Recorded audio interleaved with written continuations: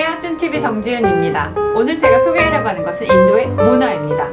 문화 중에서도 여성이라면 당연히 너무너무 관심 있을 패션, 바로 인도 전통 의상 사리를 입는 법에 대해서 이야기해보려 합니다. 인도 하면 떠오르는 이미지가 여럿 있지만 그 중에서도 색색까지 사리를 입은 여성들이 옹기종기 모여서 수다를 떨고 있는 모습은 정말 아름다운 모습인 것 같습니다. 시골에서나 도시에서나, 그리고 레스토랑을 가나 결혼식장을 가나 언제나 볼 수 있는 사리를 입은 여자들, 우리가 평소에 그렇게 한복을 입고 다녔다면 아마 아니야 라고 생각할지도 모르겠습니다. 그럼에도 불구하고 이들은 드레스격 되는 그 불편한 사리를 입고 청소를 합니다. 여기서 드는 의문점이 있죠. 아니 도대체 그 불편한 옷을, 게다가 영국 식민지였잖아요. 그러면 그들이 분명 활동성 좋은 의복을 당연히 소개했을 텐데 도대체 왜 인도 여자들은 아직까지도 사리를 입는 것일까? 몸에 몇 겹이나 줄줄 말아야 돼서 불편하고 심지어 바닥까지 천자락이 끌리거든요. 활동성에서는 절대 편안할 리가 없는데 심지어 대도시에서도 여자들은 사리를 입고 다닙니다. 도대체 그 이유가 무엇일까요? 분명히 거기는 비밀이 숨어있을 것 같아서 제가 캐봤죠. 인도인들은 일종의 순수성이라고 할 수 있는 카스트를 통해서 정 그리고 부정을 나눕니다.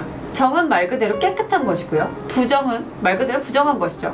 카스트에 의해서 깨끗하다, 정하다라고 정의된 계급들은 부정한 계급과 이렇게 만나면, 터치하면 이 부정이 옮는다고 생각을 하죠. 그것 때문에 의복에서조차 부정한 것이 나뉘어져 있습니다. 그 부정이란 어쩌면 어떤 분들은 이미 눈치채셨을 수도 있을 것 같아요. 바로 부정한 것은 바느질을 하는 것입니다. 의상에 흠집을 내는 바느질이라는 것은 바로 영혼에도 흠집을 낸다 라고 믿는 거죠. 그래서 사람이 무엇을 믿느냐가 굉장히 중요합니다. 사실 우리나라 역사에는 남편을 일찍 여의고 어머니께서 삿바느질을 해서 아이를 키우고 이런 게 미덕이잖아요. 이런 문화가 있을 턱이 없겠죠. 그래서 태어난 쌀이 긴 천을 그냥 돌돌 말아서 몸에다 칭칭 감으면 그게 바로 의복이 됩니다. 옷 입은 매무새를 보면 그럴싸한 치마, 숄, 그리고 심지어 사이즈까지 있을 법합니다.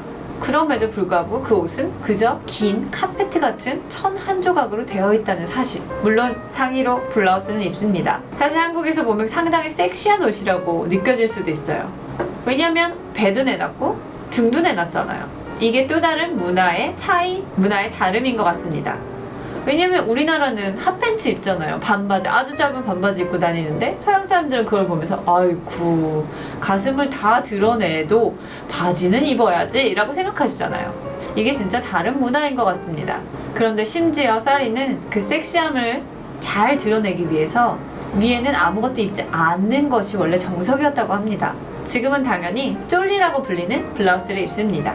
그러나 여전히 옛날 전통을 고수하고 있는 라자스탄에서는요, 앞만 가리고 등은 그대로 훤하게 드러내는 그런 원초적인 블라우스를 보실 수 있답니다. 가장 먼저 사리의 한쪽 끝을 사리 안에 받쳐 입는 치마에 끼워 넣습니다. 여기서 진짜 조심할 것은요, 치마가 조금이라도 헐렁하면 어느 순간 사리의 모양이 흐트러지면서 옷이 아닌 천조각으로 변해버리는 수가 있습니다. 치마 위로 허리살이 아주 볼록 튀어나올 정도까지 아주 강하게 조여주셔야 합니다. 이게 가장 중요한 일인 것 같아요. 사리는 오른쪽에서 왼쪽으로 돌려 입습니다. 오른쪽 끝을 넣고 한 바퀴를 돌려 입은 뒤에 한 바퀴를 더 돌려서 총 2.5바퀴, 2바퀴 반째에 어깨에 걸치게 됩니다. 물론 5m 이상 되는 쌀인데 당연히 남는 부분이 있겠죠. 어깨에 걸쳐 매무새를 만진 후에 이 남은 천들을 잘 접어서 진정한 쌀의 모양으로 만들어줘야 합니다. 접는 방법은요, 약 13cm에서 15cm 정도의 길이로 접고 돌려서 다시 접고 또 접고 접고 접는 그런 방식입니다.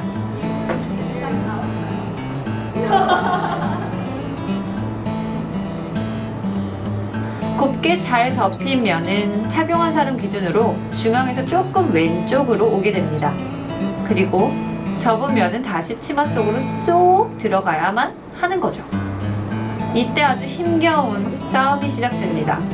안 그래도 허리살이 볼록 나올 정도로 속치마를 조여놨잖아요. 그런데 그 안에다가 그 두꺼운 면을 집어넣는다고 생각해보세요.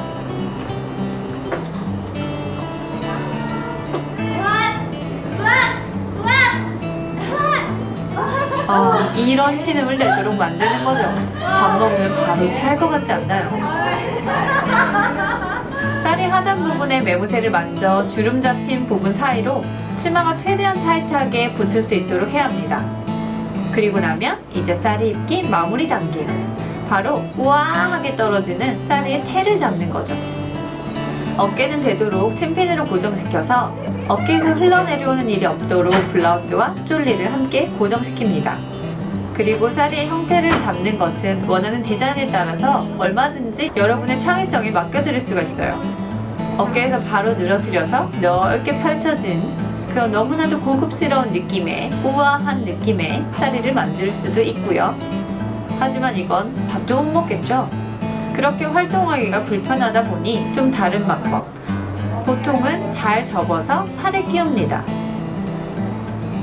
여기서 팁을 드리자면요. 내가 접겠다라고 생각하신다면 그 부분을 핀으로 고정시켜 놓는 것이 좋습니다.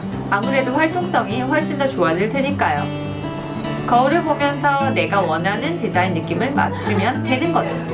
마치 16세기 르네상스 시대 때 여자들이 코르셋으로 허리를 꽉 조이고 허리에 꽉 맞는 드레스를 입었던 그때 혼자선 결코 할 수 없어서 유모 가정부까지 달려들어서 드레스에 몸을 꾸겨 넣던 시절이 있었잖아요.